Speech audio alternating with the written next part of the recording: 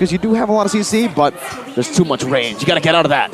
Match point, ladies and gentlemen, for the White Tigers. If they want to break the Aura Fire train, will they be able to stave off in this next game? That is the question. EvosLegends, Aura Fire, and already huge aggression coming in from EVOS. That's what I was afraid of. That mid trio. Look at that. Look at that. Iran. He's getting punished so severely for just being in his lane. Yeah, and to that Cry and Fluffy now level 2. That's a rotation mid, and as well as the XP roam clear mid. So all 3 members are level 2. That's something to note. I think if we look at the emblems here, it's very interesting to see Sutsujin on Impure Rage. He went, whoa, Thrill as well. Oh, he wants to really clear fast. Season Hunter and Thrill. Okay. Wow, Thrill, and it's still the Inspire for Krite. I think he just really likes cooldown on his mages here. Okay, so it's 2 very interesting choices to go for the side of EvosLegends, and that's a Retribution used up by Van. Went for Firmness and Season Hunter. Yeah, aside from that, there's nothing really too interesting. It's actually quite aggressive, right? Very. For Krite. He goes in for Weapon Master as well as the Inspire. There's not much sustainability in this early game, but why does he need it if this happens? Oh, let's see. It's a gank on towards Van. Appraisal's West was used as well. Not much resources. Krite finds the first blood. Iran will be able to escape this time. Bad timing, as it will be turtle spawning. It will. And this is what EvosLegends' comp was built for. That early game, the rotations, the pickoffs, the ganks happening through and throughout, but oh man, no way. Nice. Oh, a good trade there. Krite caught top side pre-turtle. And it seems like with that kill, Aura Fire will be able to equalize and have initiative for his first turtle. Looking at it here with a vision as well, it should be a free one for Aura Fire. Sutsujin wants to go for the drive-by though. All gets done. Good red tray. Iran caught. Good knock-up on towards Zil. Iran. Whoa, taken out. What? Oh, he survived. A low HP. Aura Fire wins the turtle and no casualties. Wow, well played. Aran, beautifully done there. Kabuki doesn't have Purify, but he should be safe here. What's interesting is the carry is actually winning in lane against Brand's Beatrix. This is the lane that you would expect Beatrix to have a little bit more of an advantage. And here you go, time prediction. Presented to you by the Samsung Galaxy Z Series. Eterna and Gio Joshua with the Aura Fire prediction. Not surprised, right? It's tough, I believe, in their composition if they are able to push it into the late game and they are able to utilize that poke that they have. Because at the moment, Hai can only give vision. He can't really give that much damage. But later on, when Carry gets the power spike, when Hai gets the power spike, it's a little bit more difficult for EvosLegends to go in for the siege. It's a bit too hard, I would say. And right now, Iran's being a nuisance, but I think he pushed way too far. He overextends, punished. Good rotation from Krite there, helping him out. Take a look at the bot side now. 4v3 technically. Good ult from Navaria, opening up possibilities. It seems like Aura Fire does not pull trigger, and EvosLegends will also disengage. Okay, so looking at EvosLegends' composition, their win condition is if they're able to snowball through this trio mid while shutting Iran down simultaneously, but Aura Fire have adjusted as well. Now they're playing for Kabuki, a lane where for Aura Fire, I think it's more about weathering the storm, right? They have a Novaria and they have a carry, so they can play it a bit longer. They can just hold their ground as long as they keep the gold lead less than, I would say, 3K, then they should be all right. If they have a lead, if they actually are able to mount up a lead or even win out in a few of these neutral objective battles, then it's a bigger win for Aura Fire. That mid game is going to be good though for EVOS. Yep, good pull and knock up from Fluffy. On towards High here. Oh, good cancel. Feather airstrike at the backside. But Sutsujin will be taken down in the process. Kabuki free hitting now. Targeting Fluffy. Force him to use the recall. Or flicker rather. Wow. Was the team wasn't able to find the kill, and Turtle will fall to the hands of Aura Fire again. See, that's not supposed to happen. With EvosLegends' composition, they should be the one dictating how these team fights go in the first 5 minutes of the game, and yet we see the exact opposite. Setsujin was taken out earlier on. It's a huge win, plus they get more in this bottom lane. It's a scattered team fight from Aura Fire, and they win with a scattered team fight. They have more single target damage with Kabuki, so they can melt down the tanks faster than, let's say, Brents can actually melt down the tanks from Aura Fire. And therefore, as long as they're able to isolate some of these members, in that case it was Setsujin, then Aura Fire will win out in these team fights. And we gotta give props to Aran here, because not only is he isolating and scattering EvosLegends' front-to-back composition, but he's also surviving somehow, dealing damage as well. Good poke. Ooh. And Evos are just struggling to find the right formation, the right front to back to make it work. That can be adjusted though, right? So Aura Fire, in that sense, if they're confident enough to think that they can scatter those team fights, sure, go for it, but that could have ended really badly for them. Remember, what they're trying to do is just stave off that storm in this early towards that mid game, wait for Kabuki and wait for Hai to pop off. But they're not doing that at all. They're playing super aggressive into the jungle of Evos even. The plan is to weather out the storm, but Aura Fire are fighting the storm. They're ending it. They're trying to end it as fast as possible. And again, if Aura Fire gets the lead here, this is going to be scary. Whoa, flicker from Brands down below. That's how much pressure Aran has, despite already using the final slash. That's a big resource, man, and it's 10 seconds off of a turtle. It's valuable information from Aura for Aura. Definitely, and on the opposite side, right, Kabuki 1-0-0 already, getting a lot on the board there, getting a lot of gold as well, just really catching up to that power spike that, like you mentioned, that they're trying to build for themselves just as fast as possible, as it looks like Hai already opening up the map. Wow. Oh, Bronze, no flicker. Will he be able to escape this time? Nibiru's Passion, Van very low, taken out. Good job by Fluffy. Aranda will pay his friend's death by taking down Brands. And Aura Fire now leading 1,000 gold.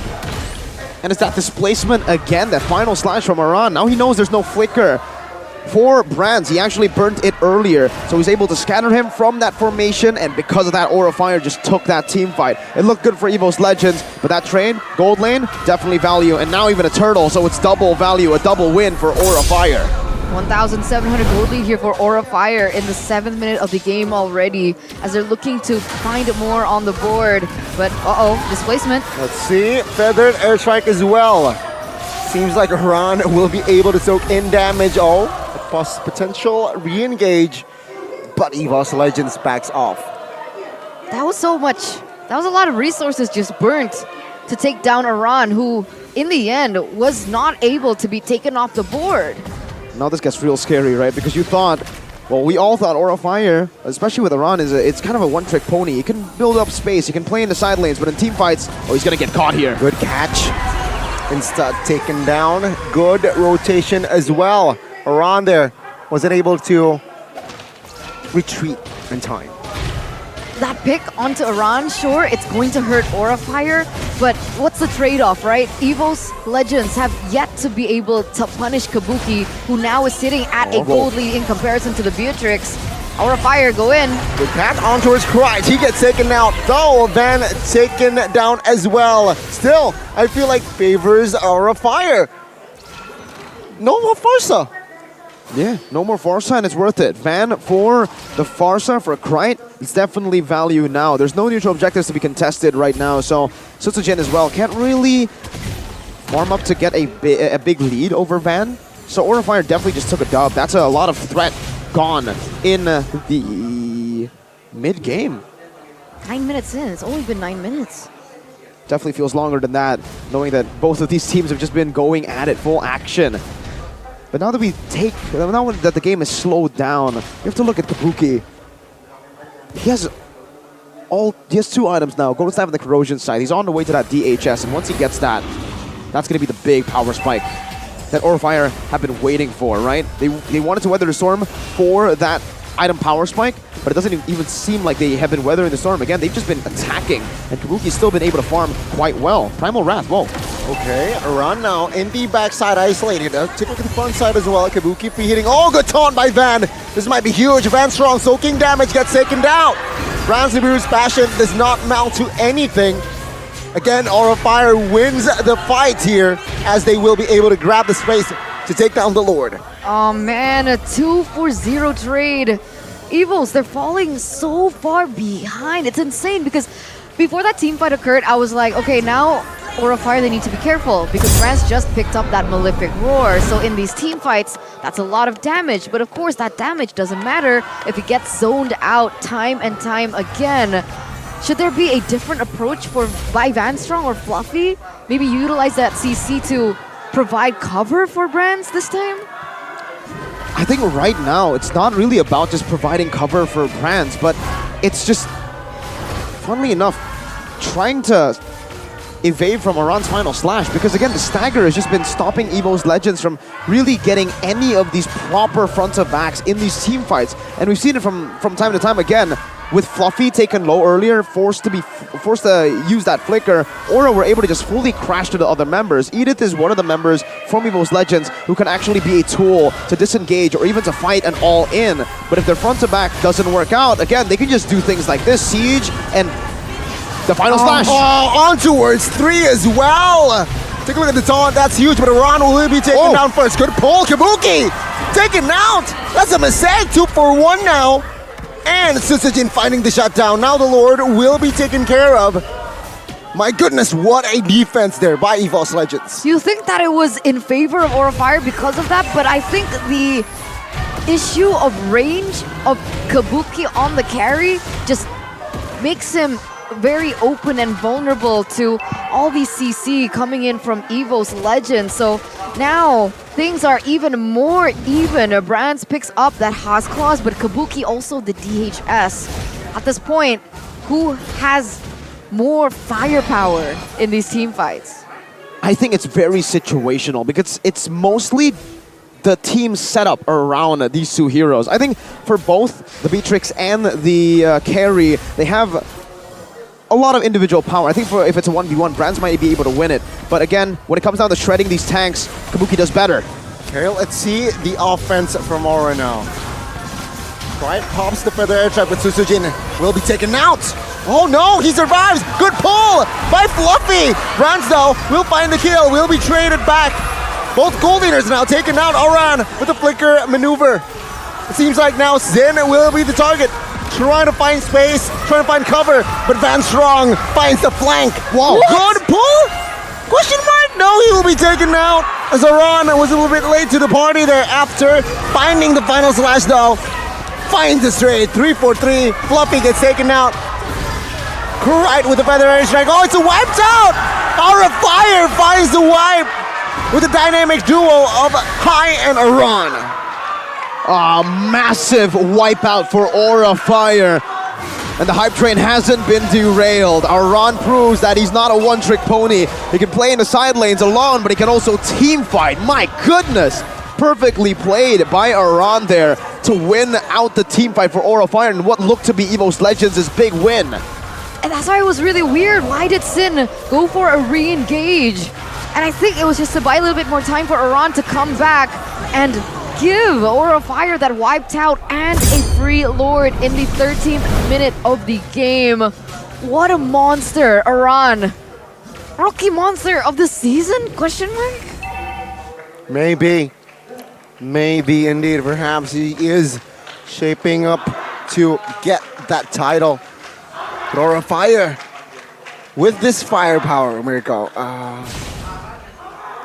can they really end? Can they force a game 3 is what I'm trying to ask. They can definitely force a game 3, but it has to rely on the execution. Again, like Eternal mentioned, Kabuki is a low range, very small range marksman, so it's very easy to punish. Heck, we even saw Fluffy 1v1 take him on. So if Kabuki can stay within his range and go in at the very last second to try to clean up, or if he's just given space by a good pick-up by Aran, a good displacement like that will be good.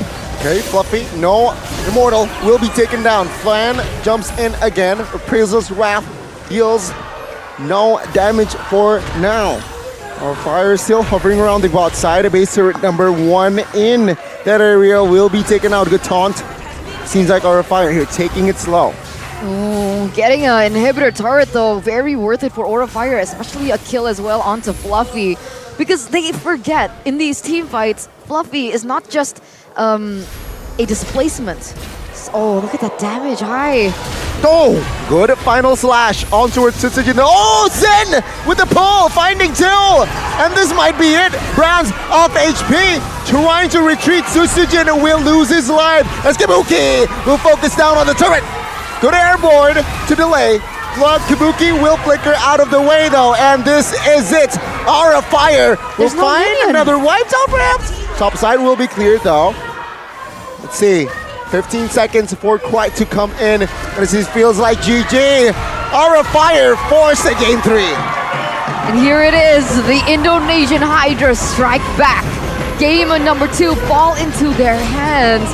And there's just so much to talk about the game. The adjustments that Aura Fire did from game number 1 into game number 2. And it all really started from the drafting phase as well. Now it gets real scary. The one trick is not a one trick. He's revealed himself to be more than that. My God. I thought this mythical creature, his hype train would finally be derailed, right? With all the hype building, it almost seems like it's inevitable for him to fail, for the haters to win. But the haters be damned, man.